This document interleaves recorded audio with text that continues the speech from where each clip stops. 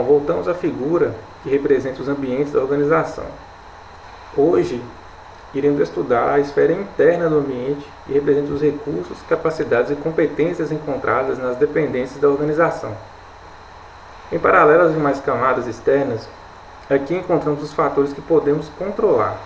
Por exemplo, podemos aumentar ou diminuir os recursos existentes por meio de investimentos, compras, admissões, demissões ou liquidações de ativos existentes na organização. Todas essas ações partem de decisões internas tomadas pelos administradores, ou seja, pela forma de como os recursos são organizados e coordenados pelos seus responsáveis.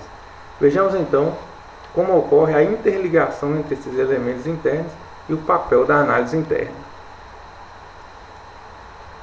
Observando essa figura de baixo para cima, vemos que os recursos eles são o alicerce de toda a estrutura de análise interna. Os recursos podem se dividir em tangíveis, quando são quantificáveis, e intangíveis, quando não são quantificáveis e ou não possuem uma natureza corpórea. Alguns exemplos de recursos são os recursos financeiros, como caixa disponível, os recursos humanos, como os trabalhadores, os ativos em geral, como instalações, móveis e equipamentos, e também os recursos tecnológicos, que incluem softwares, computadores e sistemas de informações. Os recursos eles vão ser agrupados e coordenados para formar as capacidades, que são atividades desenvolvidas nas áreas funcionais da organização, como operações, produção, marketing, vendas, logística e finanças. Então, por exemplo, para desenvolver uma atividade de atendimento ao cliente, eu preciso de uma certa quantidade de recursos, como os atendentes, os equipamentos necessários para realizar todo esse trabalho. Para desenvolver uma atividade, de ministrar uma aula também, por exemplo, eu preciso de recursos como uma sala ou um ambiente virtual, um computador com um sistema de informações para montar a aula e os demais recursos didáticos e audiovisuais para que a aula seja ministrada com sucesso e chegue até vocês. Ainda, essas capacidades ou atividades desenvolvidas podem se tornar competências essenciais, ou também chamadas de fatores críticos de sucesso, quando essas atividades podem ser consideradas as mais importantes desenvolvidas pela organização. Bom, as organizações elas desenvolvem diversas atividades na sua rotina, como o atendimento, as operações, a administração, as compras de materiais e as vendas dos seus produtos e serviços. No entanto, para determinados setores, existem atividades que se destacam e que são as atividades mais importantes desenvolvidas pelas empresas. As empresas, então, elas têm que se destacar na execução dessas atividades em seus setores para que possam ter alguma vantagem competitiva.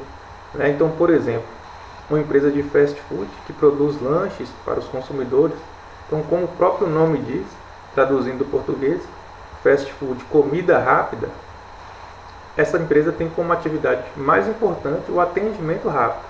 Então, essa atividade executada dessa forma é necessário para que se possa competir nesse setor, quer dizer, o atendimento rápido.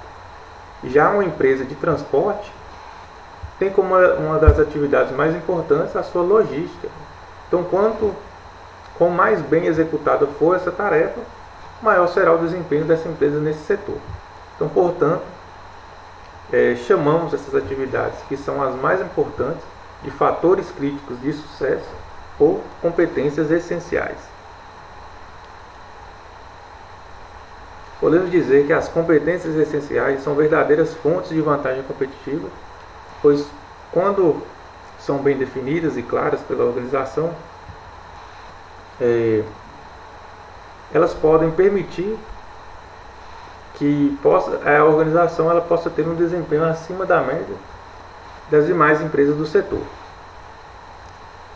Na administração pública, as competências essenciais também são importantes, pois permitem que os gestores públicos se concentrem nas atividades mais importantes que devem ser desempenhadas e aquelas que são verdadeiramente de competência do Estado, ou seja, aquelas outras atividades que não são competências essenciais da administração pública, elas podem ser transferidas para a iniciativa privada, isto é, são atividades que podem ser privatizadas.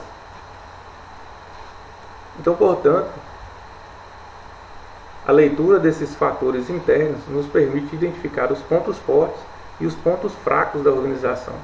Pontos fortes são recursos valiosos e pontos fracos são recursos debilitados ou também a falta de recursos. O objetivo desta análise é compreender o ambiente interno e permitir que o dirigente possa se concentrar nos fatores críticos de sucesso. Então, por definição, nós temos que recursos são ativos tangíveis e intangíveis que a empresa controla e que pode usar para implementar as estratégias. Já capacidades constituem um subconjunto de recursos de uma empresa agrupados para formar as atividades desenvolvidas nas áreas funcionais, e competências, por sua vez, são capacidades ou também atividades, que são fundamentais e imprescindíveis para o sucesso da organização no seu ramo de atividades. Bom, então, a partir disso, podemos concluir que, por essas definições, que competências essenciais são capacidades, mas nem toda capacidade é uma competência essencial. Isto é, as competências são capacidades mais importantes para o sucesso da empresa no seu ramo de atuação. Então, na próxima sessão de vídeo,